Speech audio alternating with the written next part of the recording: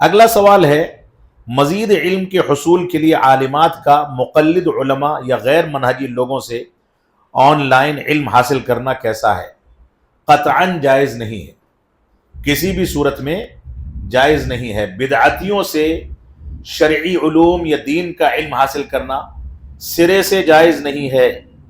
مزید علم کے حصول کے لیے، جیسا کہ صیغہ استعمال کیا گیا سوال میں، مزید علم کے حصول کے لیے عالمات کا مقلد علماء سے یا غیر منہجی لوگوں سے آن لائن علم حاصل کرنا کیسا ہے؟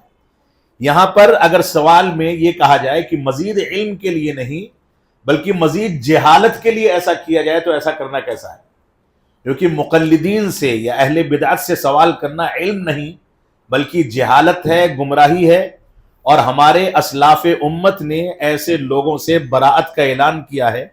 لہٰذا اہل بدعت سے یا غیر منہجی لوگوں سے نہ سوال کرنا جائز ہے، نہ علم لینا جائز ہے، نہ کوئی معلومات حاصل کرنا جائز ہے۔